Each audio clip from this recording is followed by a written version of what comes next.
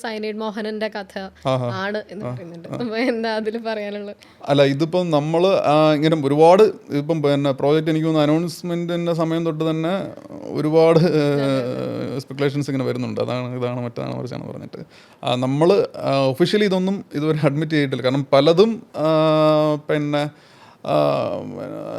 ഇങ്ങനെ വരുന്നതാണ്. അതിനകത്ത് ആധികാരികമായിട്ടൊരു സോഴ്സിൽ നിന്ന് വരുന്നതല്ല ഇതിൽ പലതും. അതിൽ ചിലതൊക്കെ നമ്മൾ ആഗ്രഹിക്കുന്നത്, എന്നാൽ കൂടുതലും നമ്മൾ ആഗ്രഹിക്കാത്തതുമൊക്കെ ആയിട്ടുള്ള കാര്യങ്ങളാണ് ഇങ്ങനെ ചർച്ചയിൽ പോകുന്നത്.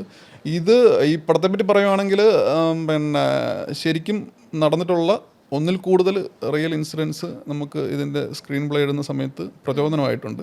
ഇനി ഇതൊരു പർട്ടിക്കുലർ ഇൻസിഡൻറ്റിനെ ഡോക്യുമെൻറ്റേഷൻ അല്ല, ഇത് ബേസിക്കലി ഇറ്റ്സ് എ ഫിക്ഷൻ. പക്ഷേ ഈ പറയുന്ന പോലെ ഹെവിലി ഇൻസ്പയർഡ് ഫ്രം സം നടന്നിട്ടുള്ള കുറേ സംഭവങ്ങളിൽ നിന്ന് നല്ലപോലെ ഇൻസ്പിറേഷൻ ഉണ്ടായിട്ടുണ്ട് എന്നേ പറയാൻ പറ്റത്തുള്ളൂ. കുറിപ്പ് കമ്പയർ ചെയ്യുമ്പോൾ അങ്ങനെ ഒരു ഇൻസിഡന്റ് നമുക്ക് പറയാൻ പറ്റില്ല. അതെ.